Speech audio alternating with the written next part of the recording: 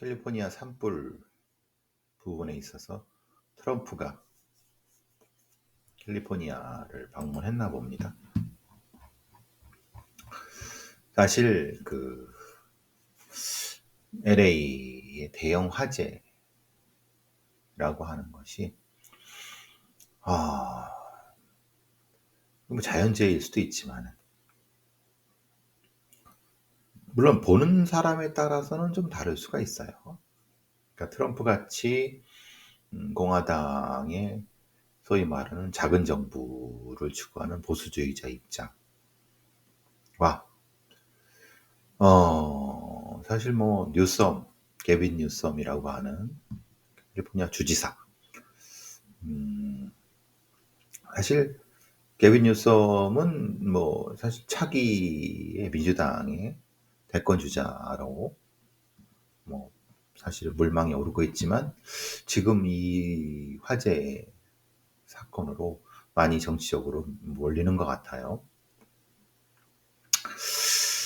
어쨌든 동시다발적 산불로 인해서 막대한 피해를 받고 LA 시장이라든가 아니면 캘리포니아주는 민주당의 텃밭이니까 게빈 뉴섬, 브래드 셔먼 민주당 하원 의원, 캐런 바스 LA 시장, 뭐 게빈 뉴섬 캘리포니아 주지사 같은 사람들이 엄청나게 질타를 받고 있죠.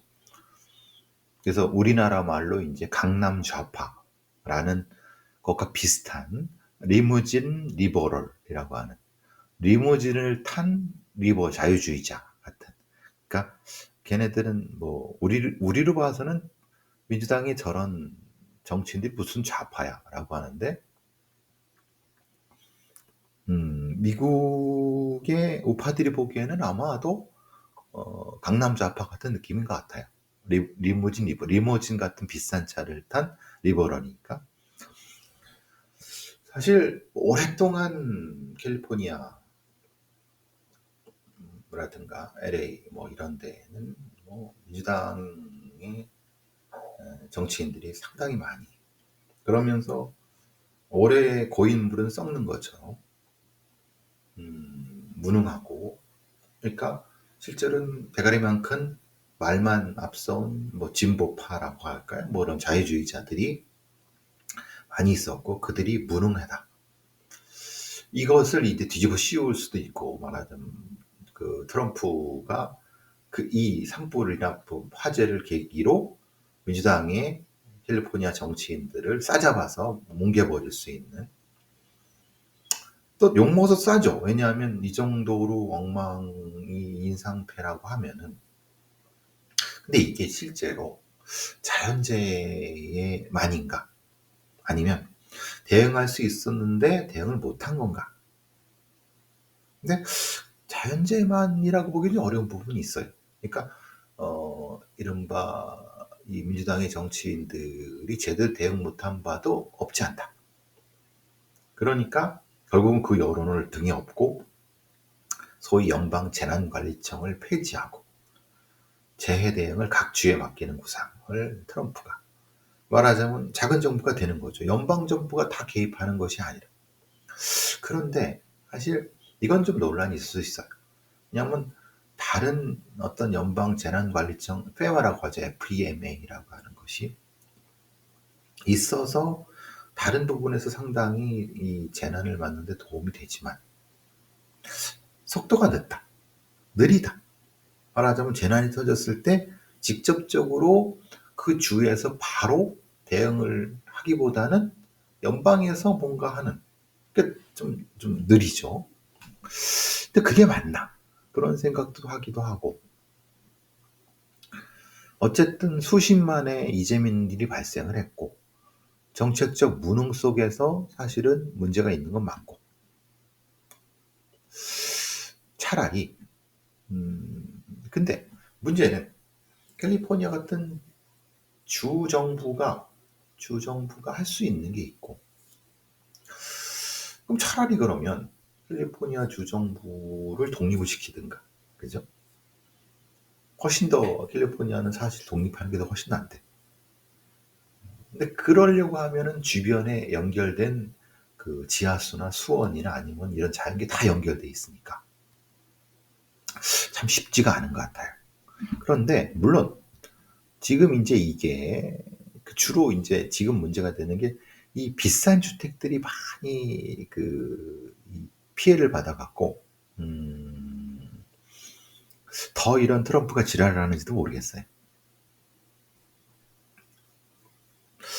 글쎄요. 그러니까 이제 이런 거죠. 또 민주당을 비판하는 쪽은 어느 자연 보호 때문에 거기 있는 저수지의 물을 빼서 채우지 않았기 때문에 지금 이 소방 호수에 문제가 있다. 뭐 이런 얘기도 있고. 그러니까 참 이 동물 같은 트럼프 이 새끼는 너무나도 기가 막히게 잘 아는 거죠. 이게 민주당 애들을 뭉개버릴 수 있는 이 좋은 캐다라는 걸 알 수 있는데 그렇게만 접근할 수가 있느냐 그런 생각도 들기도 하지만 결국은 이게 좀 복잡한 정책 이슈이지만 또 결국은 기후 대비라든가 아니면 기후 이런 것들을 대비하는데 좀 늦춰줄 수 있는 조선일보가 대대적으로 이런 리무진 좌파에 대한 리무진 리버럴에 대한 그 기사를 확대하는 거 보니까 역시 우리나라 우파 애들은 트럼프를 자기 편이라고 생각하는 것 같아요. 트럼프는 절대 그렇게 생각하지 않는데 어쨌든 대형 재난 부분에서 우리도 사실은 다양한 대응이 좀 필요한 것 같다 이런 생각도 듭니다. 자, 사건 몇 개 좀 보죠. 그 경찰놈이 경감이 그러니까 말하자면 전북 지역 전북 경찰청 소속의 경감 나이도 참 60이나 처먹은 놈이 퇴직이 얼마 안 남았는데 참 음주운전 하고 이런 새끼들은 참 연금을 싹 그냥 박탈을 해야 되는데 술 처먹고 재작년 1월에 익산이란 도로에서 술 처먹고 SUV를 운전해서 기소가 됐어요. 혐의로 골프 치고 집까지 가는 거를 술 처먹 그럼 뭐 스크린 골프장 술 처먹고 저거 했나 보죠. 뻔한 얘기죠. 그런데 여기서의 문제가 경찰이 그 단속 경찰이 첫 번째 불개했을 때는 0.062였어요. 0.06이라고 하는 건 0.03과 0.08 사이죠. 면허 정지소까지죠. 그런데 측정 과정에서 고성을 지르고 소란까지 피웠는데 이 느낌만 보면 이 새끼 봐라. 이게 뭔가 야료가 있구나. 왜냐? 결국 이제 경찰 애들이 알아챈 거죠. 뭐냐? 실제로 교통단속 처리 지침, 주치운전자 단속 30조 음주 측정 요령에는 단속 경찰관이 주치 운전 의심자의 음주 측정을 할 경우 피측정자의 입안 잔류 알코올을 헹궈낼 수 있도록 여기 이렇게 물을 해서 묵 캔 다음에 해야 되거든요. 그런데 문제가 있는 거죠. 이 새끼가 이걸 잘하는 거예요. 사실 경감에는 60 처먹은 경감에나 됐으면 이걸 모르겠습니까? 그러니까 막 지랄하고 막 부르려고 하는데 이거를 이제 이렇게 지랄하니까 이게 이 경찰 애들이 실제로는 이 지침을 따르지 않은 거죠. 아니면 따르지 못한 거거나 아니면 따르지 못하게끔 이놈이 유도했을 수도 있고 굉장히 이건 좀 어떻게 됐는지 모르겠어요. 그런데 네. 문제는 처음에 나온 수치와 나왔어. 근데 둘째는 음영술 제공한 다음에 했더니 그때는 0.142가 나왔어. 그러니까 너무 차이가 나죠. 2배가 차이 나죠. 즉 2차 측정은 원칙대로 한 거죠. 한 거니까 0.142가 나왔어요. 이건 면허 취소 중에서 사실 딱 봐도 술을 많이 처먹은 거잖아요. 근데 이 새끼는 그걸 알기 때문에 헹구지도 않고 막 하고 막 그러면서 하게 한 거예요. 그러니까 첫 번째 거는 사실은 이 규정을 고의적으로 뭔가 해서 낮게 나오도록 지가 만든 건데도 불구하고 어쨌든 1차는 받았고 2차는 원칙대로 해서 규정대로 해서 근데 더 높게 받았어. 2개가 났는데 그러니까 수치는 2개 있던 거예요. 그러니까 검찰은 봐라 이 새끼가 첫 번째 그러니까 해서 했는데 법원은 뭐라고 했냐면 그 교통사고리 처리 지침에 그 다음 규정에는 뭐라고 되어 있냐면은 음주 측정 수치는 2개가 나왔을 경우 의심자 유리하게 그러니까 1차를 쓰란 얘기죠. 단 여기에 전제는 똑같이 제공했을 때 이럴 수 있잖아요. 예를 들면 한 다음에 나 이건 뭐 인정 못한다. 한 번 더 했죠. 라고 하면 뭐 이렇게 하고 한 번 더 했어.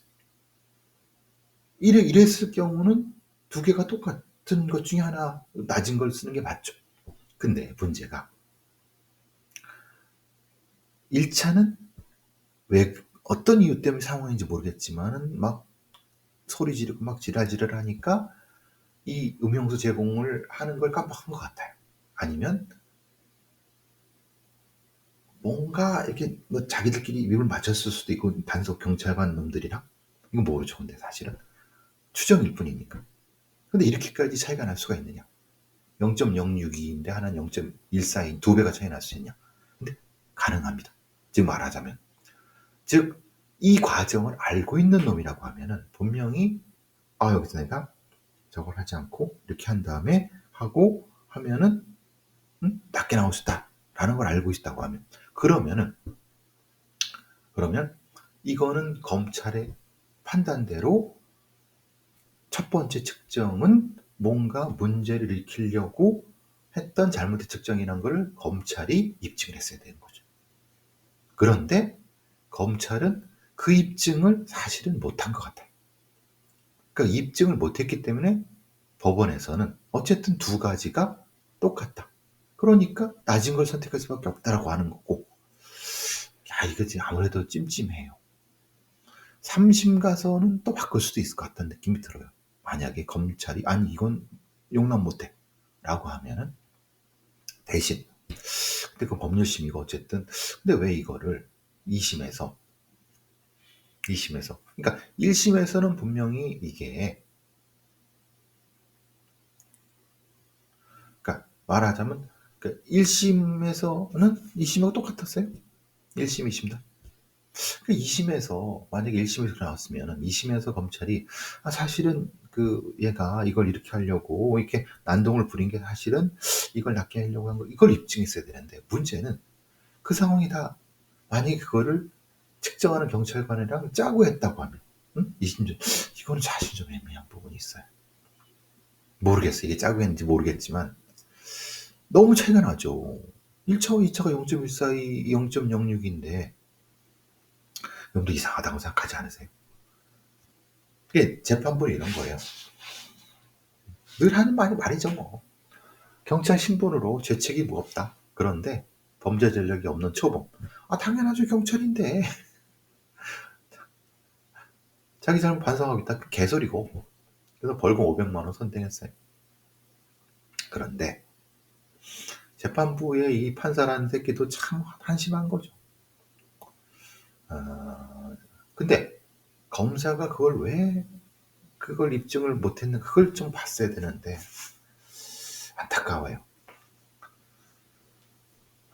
경감이나 된 처먹은 60살이나 처먹은 놈이 음주운전 해갖고 아이고 조금만 더 참지 몇 년 한 1년만 참으면은 퇴직해서 그럼 이놈은 사실은 그 이전에 술 처먹고 안 다녔을까요? 이게 처음일까?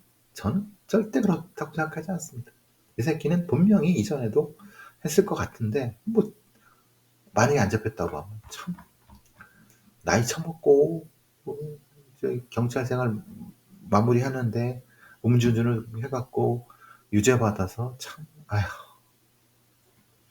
이런 것들이 경감이랍시고 이렇게 계급 빼고 경찰 선배랍시고 막 퇴직하면 토 나오죠. 이런 새끼들 엄정하게 처벌을 해야죠. 이런 분들 도벽이라는 게 있습니다.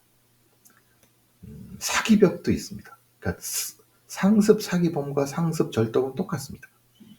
목욕탕에서 옷장 열쇠를 훔치려다가 60대 여성입니다.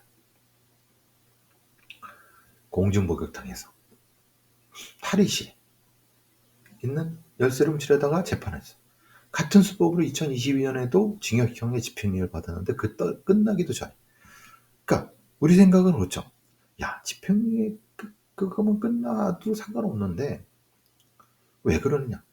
이 도벽 충동이라고 하는 것은 자기도 통제 못합니다. 뭐 당연히 실형을 살아야죠. 그런데 문제는 실형을 산다고 한들 6개월 단기 자유형을 산다고 한들 이 60대 여성이 고쳐지겠냐? 이건 치료를 받아야죠. 장영자라고 아십니까? 이철희 장영자. 대한민국의 희대 사기꾼, 어음사기. 여러분 이철희 장영자를 아는 사람이면 나이가 좀 있는 분들입니다. 장영자 나이가 81입니다. 이 인간이 진짜 위조 수표를 해갖고 계속 위조 유가지권 행사 이게 계속 그 위조 수표를 쓰고 근데 이게 웃긴 게 이런 거예요. 2017년 7월에 서초구의 한 호텔에서 어떤 사람한테 농산물을 공급받기로 한 어떤 사업가한테 154억짜리 위조수표를 보낸 거예요. 그러니까 이 업체 대표는 한 거죠. 그런데 1심이 무죄가 나왔어요. 왜 그러느냐? 장영자가 뭐라고 했냐면 위조수표인지를 몰랐다. 왜냐? 아니 154억짜리 위조수표를 내가 위조를 알았다고 하면은 내가 이걸 주고 그럼 걔가 금방 확인해서 들통날 수 있는 건데 근데 아니 어떤 바보가 이렇게 사기를 치느냐? 라고 얘기를 하지만 여기엔 전제가 있죠. 보통 이렇게 엄청난 금액의 사기를 치는 애들은 밑밥을 다 깝니다. 그러니까 실제로 사기를 당하는 사람들은 당장 그걸 확인할 수 있는 방법이 없어요. 그러니까 이런 방식으로 사기치는 거예요. 그래서 아니 어쨌든 취한 이득이 없지 않느냐. 공급 계획을 체결했지 공급이 들어온 그러니까 물품이 들어온 건 아니지 않느냐. 그러니까 내가 유스표를 주고 공급 계획을 체결했으니까 얘가 만약에 공급을 해서 손해를 봤다면 이건 보면 근데 손해를 안 본 거 아니냐. 내가 그 반대로 이득을 본 게 아니니까. 라고 얘기를 했고 1심 판사는 그래 맞다라고 했는데 사기꾼들을 전혀 모르는 아니면 1심 판사는 그렇게 보고 싶어 했겠지만 문제는 여기 있습니다. 2심에서는 유죄가 나왔는데 왜 그러냐? 이런 계약을 하면서 요거만 끝난 게 아니라 사실은 154억짜리를 위조수표를 주고 아직 물품을 받기 전이지만 장영자가 뭘 했냐면 이행보지금 3천만 원을 받은 거예요. 자, 위조수표를 줬지만 내가 물품 받기 전이니까 내가 널 어떻게 장영자가 거꾸로 얘기한 거죠. 내가 널 어떻게 믿냐? 그러니까 현금 3천만 원이라도 이행보증금을 나한테 반대로 리워드를 줘야지.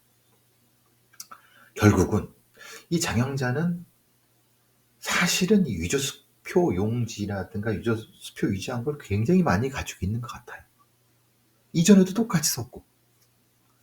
이게 참 희한한 게, 이 유조수표 용지를 실제로는 이전에도 가지고 있다가 사기 걸렸는데 그걸 토해내지 않고 있다가 가지고 있다가 또 한 거죠. 근데 뭘 얻으려고 3천만 원을 얻었잖아요. 그래서 결국은 유죄가 되는 건데, 참 뭐라고 하나, 이런 사기꾼들은, 유명인 사기꾼들이죠. 자기가 언제나 사기칠 수 있고 자기는 대단한 사람이고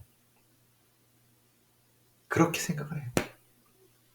그래서 1998년 광복절 특사로 풀려났지만 2년 뒤에 국권사기화폐로 또 기소돼서 살다가 2015년에 또 석방되고, 또 2018년도에 또 자기 남편 명의를 팔아갖고 또 6억을 사기쳐서 또 4년 받고 또 출소하고 계속 반복합니다. 이걸 뭐라고 하냐? 그냥 사기꾼입니다. 상습자. 어떻게 보면 되게 불쌍하다? 불쌍할 건 없습니다. 그렇게 사기치다가 살다가 그렇게 죽을 겁니다. 여러분, 사기꾼이 하는 말 절대 믿지 마세요.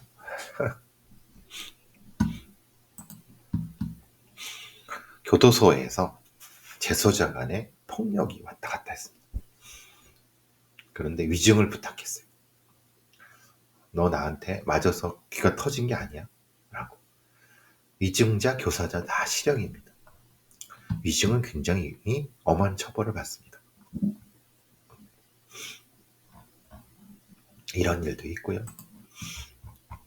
자, 말다툼하다가 연인을 흉기로 살해했던 사람이 있는데, 전 사실 이 사건은 조금 모르겠습니다. 왜냐하면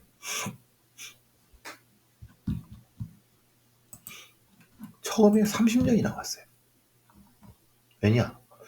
작년 3월 29일 날 김포시 마산동에서 범인은 57세고 죽은 사람은 43세입니다. 14살 아래죠. 술을 먹다가 다른 남성하고 연락하면 안 된다 라고 얘기를 했는데 말을 안 들으니까 칼로 푹 찔렀다는 거예요. 1심에서 30년이 나왔는데 이유가 뭐냐? 두 사람이 안 지가 보름밖에 안 된대요. 그리고 사실 이 범인은 이전에도 그 다수의 폭력 전과가 있었고 2009년 한참 전에도 배우자를 흉기로 찔렀던 그런 성향이 있는 놈이에요. 그러니까 이렇게 한 번 찔렀어도, 찌르고 살려달라고 내가 병원 좀 보내달라고 하는 걸 안 보낸 거죠. 우리 죽게 만들었어요. 그래서 이건 잔혹하다 라고 했는데, 문제는 2심에서 서울고법 17년, 이건 계획적 살인이 아니다. 술 처먹고 우발적으로 한 거다. 그리고 자수했지 않냐, 자기가. 그리고 보통의 잔혹한 토막을 낸다거나 아니면 뭔가 막 찔른다거나 이런 것이 아니지 않냐 라고 우리 서울고법 형사 6-3의 이예슬 부장판사님은 이렇게 판사를 하신 거예요. 그런데 여기서 좀 헷갈리는 건, 흉기로 가슴부에 한번 찔렀는데 장기를 관통해서 사람이 죽었어요. 즉사한 건 아니에요. 왜냐하면 찔려갖고 고통을 호소했기 때문에. 그러니까 이 범인의 머릿속에는 이미 폭력적인 어떤 것이 있었어. 과거에도 있었고 2009년에도 있었고. 근데 술 처먹어서 그 폭력성이 발현된다고 생각하지만 반대로 사실은 이 새끼는 그것 때문에 술 처먹는 거야. 그러니까 과도한 음주가 문제가 된 게 아닌 거지. 사실은 얘는 성취중독성이 있었던 거지. 그것을 그래서 술을 먹는 거죠. 이게 선우체가 잘못됐고, 또 하나는 자수했다는 건 사실은 그렇잖아요. 자수라는 것은 그 사람을 살릴 수 있었다고 하면 살린 후에 자수하는 게 자수죠. 죽인 다음에 오이씨 내가 사람 죽였네 자수해야지. 이것과 다르죠. 그러니까 이 서울고법 형사 6-3의 이해슬 부장판사는 범죄의 전체적인 상황을 전혀 이해를 못한 계획적 살인이 아니라 음주살인, 자수, 사실 개소리고. 잔혹수법이라는 게 뭐냐? 찌르고 야 그리고 딱 살려달라고 하는데 가만히 보고 있고, 그럼 잔혹한 게 아닌 건가요? 우리가 꼭 정의정의처럼 토막을 내거나 아니면 고의정의처럼 뭐 삼거나 이래야지 잔혹한 건가요? 사람을 찌르고 한 방에 팍 아무런 고통받는 걸 지켜보면서 이건 잔혹한 게 아닌가요? 그러니까 우리가 말하는 판사들이 생각하는 잔혹성은 행위죠. 행위도 포함하지만 행위가 아닌 것도 결과적으로 보면 잔혹한 의도를 가지고 있어요. 그래서 중요한 건 의도, 인텐트를 가지고 있는 범죄의 판단을 해야 되는데 이 무지한 판사, 법률가들이 이걸 모르기 때문에 이런 심각하게 문제가 있는 범죄자들을 쉽게 놔준다. 여러분 어떻게 생각합니까? 너무나도 문구에 한정되어 있는 잔혹성, 자수. 저는 이런 사람들의 형사 재판의 전문성은 판사들이 거의 없다고 봅니다. 그래서 모르면 우리 같은 범죄 전문가들한테 물어봐라. 같지도 않은 어떤 그 범죄 지식으로 판단하려고 하지 말고. 근데 이런 사람들이 서울고법 부장판사까지 한다고 하면, 서울고법 부장판사는 그 위에 이제 법원장이에요.